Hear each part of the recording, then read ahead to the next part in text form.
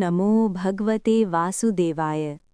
जय श्री हरि भक्तों, क्या आपने कभी सोचा है कि इस सृष्टि के पालनहार त्रिलोकी के स्वामी भगवान विष्णु को आखिर एक मछली का रूप क्यों धारण करना पड़ा?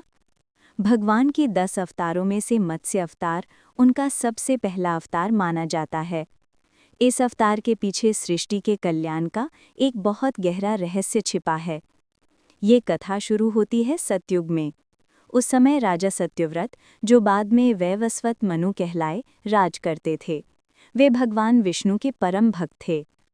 एक दिन जब राजा सत्यव्रत नदी में तर्पण कर रहे थे तो उनकी अंजलि में जल के साथ एक छोटी सी मछली आ गई।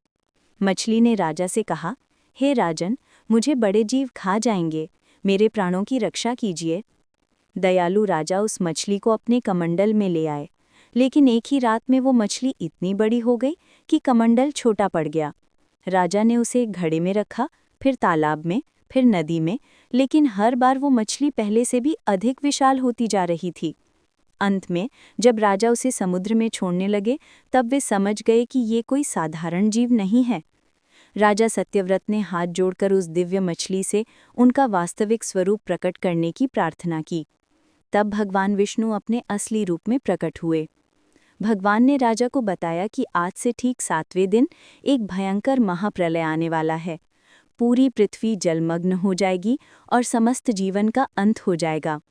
उसी समय ब्रह्मा जी की निद्रा के दौरान हयग्रीव नाम के एक दैत्य ने वेदों को चुरा लिया था और उन्हें समुद्र की गहराइयों में छिपा लिया था।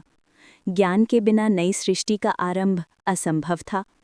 तब भगवान विष्णु ने राजा सत्यव्रत को आदेश दिया कि वे एक बहुत विशाल नाव का निर्माण करें और उस नाव पर सप्तऋषियों, सभी प्रकार के अनाज के बीजों और सभी जीव जंतुओं की एक एक जोड़े को लेकर सवार हो जाएं।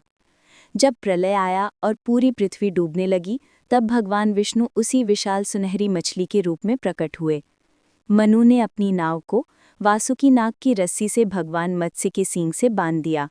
भगवान विष्णु उस नाव को प्रलय के भयंकर तूफान में खींचते हुए सुरक्षित स्थान तक ले गए। इसी दौरान उन्होंने दैत्य हयग्रीव का वध किया और वेदों को उससे मुक्त कराकर पुनः ब्रह्मा जी को सौंप दिया। प्रलय समाप्त होने पर इन्हीं मनों से पृथ्वी पर नए जीवन और नए युग का आरंभ हुआ। इस प्रकार भगवान विष्णु ने न केवल सृष्टि के बीजों की रक्षा की, बल्कि धर्म और ज्ञान के प्रतीक यानी वेदों को भी बचाया। बोलिए श्री हरि विष्णु भगवान की जय।